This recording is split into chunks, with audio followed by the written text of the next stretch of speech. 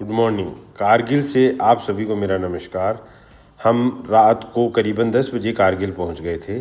आगे की बातें मैं बताता हूं आपको, हम कैसे पहुंचे, क्या किए, आगे की सारी डिटेल मैं आपको देता हूं। हम शाम को 3 बजे सोनमर्ग से चले थे और रात को 9 बजे कारगिल पहुंचे। हमने यहाँ पे एक टूर एजेंट के थ्रू होटल बुक कराने के लिए बोला, तो उसने हमें एक टेंट बुक करवा दिया। वो टेंट भी कारगिल से करीबन 20 किलोमीटर आगे था। हम रात को करीबन 9 साढ़े 9 बजे पहुंचते पहुंचते हमें बज गए थे। तो बहुत परेशान हुए, रास्ते में बिल्कुल अनजान रास्ता था, टाइम बहुत लगा, डर लगने लग गया बच्चों को। क्यों होटल की उसकी ये भी समस्या हो गई कि जो लोकेशन दिखा रहा था वो कारगिल के अंदर दिखा रहा था। फिर हमने वहाँ पे जाके उसको कांटेक्ट किया तो उसने कहा कि कारगिल में नहीं है, कारगिल से करीबन 20 किलोमीटर दूर आपको और आना पड़ेगा। जब रात को हम 9:30 बजे वहाँ पे पहुँचे, खाना वाना खा कर हम रेस्ट करने के लिए टेंट में चले गए। हमारे हिसाब से होटल बुक करवाया था उसने, लेकिन वो टेंट निकला। तो ठीक है, कोई बात नहीं, हम टेंट में पहुँच गए। बच्चे रात को बहुत परेशान हुए क्योंकि एक तो हाई एल्टीट्यूड था, तो बच्चों को रात को नींद नहीं आई। बच्चों ने तो रात को ही कह दिया था कि हमें वापस घर ले चलो, हम यहाँ पे नहीं रुकेंगे। फिर बच्चों को समझाया, नींद आई कि आगे जगह लो लेवल पे है, हाई एल्टीट्यूड कम हो जाएगा उसका, तो आपको नींद आ जाएगी, ले के अंदर मजा आएगा। फिर बच्चे रात को समझू के सुला दिया, तो बच्चों को रात को नींद आ गई। आने के बाद में सुबह उन्हें थोड़ी थोड़ी एनर्जी लग रही थी। वहाँ से हमने पानी वानी खूब पिया, नाश्ता किया और कारगिल से रवाना हो गए। लेह की तरफ कारगिल से निकलते टाइम रास्ता बहुत ही सुंदर था। पहाड़ अलग अलग रंग के थे, बहुत कलरफुल पहाड़ आ रहे थे। कोई हरे रंग का, कोई पीला रंग का, कोई मिट्टी का पहाड़, कोई पत्थरों का पहाड़। बहुत अच्छा रास्ता था। हम फिर फाटूला टॉप पहुँच गए। अच्छी हाइट के ऊपर था, 13,480 फीट की लगभग हाइट थी उसकी। बच्चों ने वहाँ पे खूब फ़ोटो खिंचवाई, ठीक आनंद आया वहाँ पे। रोड कंडीशन बहुत शानदार है। हम जब कश्मीर से निकले थे तो सोनमर्ग तक बहुत अच्छी रोड थी। सोनमर्ग के बाद में जो 0 पॉइंट आता है उसकी रोड ख़राब थी। पानी वानी वहाँ पे ज़्यादा बर्फ़ रहती है तो रोड वो टूट जाती है, तो पत्थरों की ईंटों की रोड बनाई हुई थी। फिर 0 पॉइंट से निकलने के बाद में रोड, जो ज़िला पास 0 पॉइंट जिसको बोलते हैं, उससे निकलने के बाद में रोड ठीक आने लग गई। हम नज़ारों का आनंद लेते हुए लेह की ओर रवाना हो गए। पहाड़ों की हाइट बहुत ज़्यादा थी, छोटे छोटे पत्थर रोड के ऊपर आ जाते हैं। थोड़ी बहुत हवा चलती है या बारिश तो होती नहीं, यहाँ पे स्नोफॉल ही होती है, तो उसके साथ साथ पत्थर रोड के ऊपर आ जाते हैं। लेकिन बच्चे हम दोनों बहुत आनंद ले रहे थे। रास्ता बहुत आराम से कट रहा था। ये रास्ता हाई एल्टीट्यूड पे रहता है तो ऑक्सीजन लेवल बहुत कम रहता है, इसके लिए हमें कपूर साथ में रख सकते हैं। और मेन चीज़ ये है कि खाने और पानी का बहुत ध्यान रखना पड़ता है। रेगुलर पानी पीते रहोगे तो बहुत ही ठीक रहोगे आप, ज़्यादा परेशानी नहीं होगी, सर दर्द वगैरह नहीं होगा। रास्ता देखो कितना शानदार है, कितनी लंबी लंबी रोडें, जैसे 1-1 किलोमीटर तक हमें बिल्कुल साफ दिखाई दे रहा था। आगे मैग्नेटिक हिल आ गई तो हमने मैग्नेटिक हिल के ऊपर गाड़ी रोकी। वहाँ पे हमने देखा तो दोनों तरफ स्लोप लग रहा था, कभी आगे जा रही थी गाड़ी, कभी पीछे लग रही थी।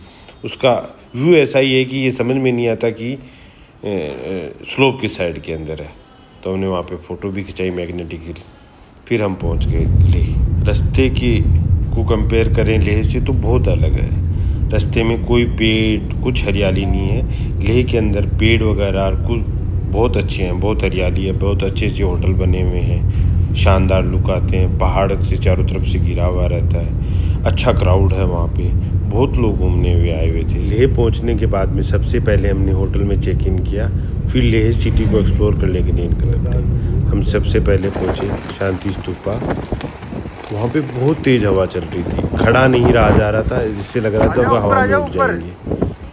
शांति स्तूपा से लेह सिटी का नज़ारा बहुत शानदार नज़र आता है। देखो ये झंडे देखो, ऐसे लग रहे हैं कि टूटेंगे। बहुत तेज़ हवा थी, ठंड भी बहुत ज़्यादा थी। देखो ये खड़े हैं, इनकी कैप उठ गई। देखो ये पीछे पीछे मुँह कर रहे हैं ना, हवा इतनी तेज़ थी।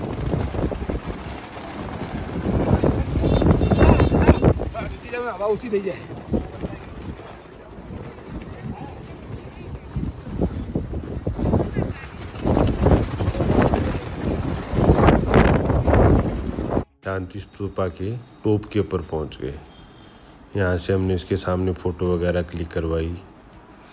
बहुत लेह सिटी के सबसे हाईएस्ट पॉइंट यही मान के चलो, इससे पूरी लेह सिटी नज़र आती है। ये देखो कितनी हरियाली है, बीच में होटल्स, रूम्स, घर वगैरह बने हुए हैं। चारों तरफ से पहाड़ों से घिरा हुआ लेह, बहुत ही शानदार नज़ारे हैं यहाँ से। ये देखिए, फिर हम वापस नीचे आ गए, फ़ोटो वोटो खिंचवा के फिर वापस हम लेह सिटी में आ गए। तो वहाँ पे हमने मार्केट के अंदर खूब सारी शॉपिंग की, फ़ोटो वगैरह क्लिक करवाए। शाम को रेस्टोरेंट के अंदर हमने कुछ छोटा मोटा स्नैक्स लिया और हमारा खाना जो डिनर बोलते हैं वो होटल के अंदर ही था। वहाँ पे जाके हमने डिनर किया, रात को सो गए। सुबह सुबह हमें कोई काम हो गया, अर्जेंट काम हो गया, तो वापस हमें निकलना पड़ा। हम लेह को पूरे एक्सप्लोर नहीं कर पाए। पेंगोंग लेक, नुब्रा वैली हम कहीं नहीं जा पाए, हमारे कोई अर्जेंट वर्क हो गया था, इसलिए हम वापस रवाना हो गए मनाली के लिए। हमने फिर भी सर्किट पूरा कंप्लीट किया, श्रीनगर से एंटर होके मनाली की साइड में। लेह से निकलने के बाद में जो लेह मनाली हाईवे बोलते हैं, जो सबका ड्रीम होता है कि हम लेह मनाली करें, यही ड्रीम हम पूरा करने के लिए लेह से निकल गए। बहुत शानदार शानदार पहाड़ आ रहे थे, रास्ता अच्छा था। आधे रास्ते तक तो हमें मालूम ही नहीं चला कि कोई दिक्कत है, समस्या है। आधे रास्ते के बाद में रोड बहुत ज़्यादा टूटे हुए थे, हाई पासेज बहुत ज़्यादा आए, रास्ता बहुत शानदार था। देखो मिट्टी के पहाड़ हैं, आधे पहाड़ पे छाया है, आधे पे धूप है, आसमान बिल्कुल साफ था। हम वहाँ से निकल गए। हमारे ज़रूरी काम नहीं होता तो हम करीबन 5 से 6 दिन का टूर लेह का बना के चल रहे थे कि हम 5 से 6 दिन लेह के अंदर रुकेंगे। हम एंजॉय करते करते निकल गए। रास्ता बहुत शानदार चल रहा था। हम लेह से रवाना होने से पहले वहाँ पे हमें जो भी लोग मिले तो उन्होंने कहा आप ऑक्सीजन का सिलेंडर वगैरह ले लेना, आपके बच्चे छोटे हैं। लेकिन हमारे ऐसी कोई तकलीफ़ नहीं हुई, हम ठीक ठाक चल रहे थे सारे। पानी का विशेष ध्यान रखा हमने, पानी वानी खूब पिया, ना हमने कोई मेडिसिन वगैरह कुछ भी नहीं ली थी। हम चले जा रहे थे, रास्ता अच्छा था, बहुत एंजॉय किया। बच्चों ने बर्फ़ के अंदर भी बहुत खेला। रास्ते में बर्फ़ के पहाड़ बहुत ज़्यादा थे। श्रीनगर से लेह के रास्ते में इतने बर्फीले पहाड़ नहीं मिलते जितने लेह से मनाली वाले हाईवे पे हैं। रोड भी कंडीशन श्रीनगर से लेह वाले की कंडीशन बहुत शानदार है, कंपेयर करें मनाली लेह वाले रास्ते में। रोड बहुत ज़्यादा टूटे हुए थे, ट्रैफिक भी बहुत ज़्यादा लगता है। उस साइड से ट्रैफिक कम आता है, इस साइड से ट्रैफिक ज़्यादा आता है सारा। और देखो पहाड़ कितने सुंदर हैं, आसमान देखो वाइट ब्लू, बहुत ही अच्छा था। ये देखो बर्फ़ आ गई, रास्ते के अंदर बर्फ़ आने लग गई थी।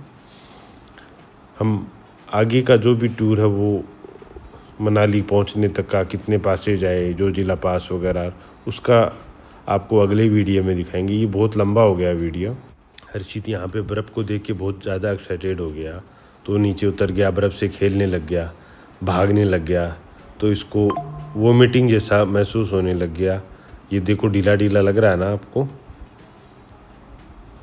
ये रास्ता बहुत अच्छा था। आगे की वीडियो में मैं ये भी बताऊंगा हमने वहाँ पे जो भी पासेज वगैरह होते हैं कैसे कलेक्ट करें, कौन कौन सी जगह जा सकते हैं।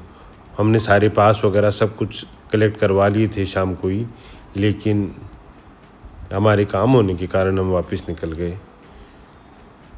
हमारा चैनल आपको अच्छा लगे तो इसको ज़रूर सब्सक्राइब करें, आगे की वीडियो देखें, आपको बहुत आनंद आएगा। हमें स्नोफॉल भी रास्ते में बहुत मिली, उसके भी वीडियो आगे आएंगे। हमारे साथ बने रहिए। थैंक यू, धन्यवाद। हाँ जी, राम राम जी। आज का आपको लामा जी का वॉइस ओवर किया हुआ कैसा लगा कमेंट करके ज़रूर बताएं।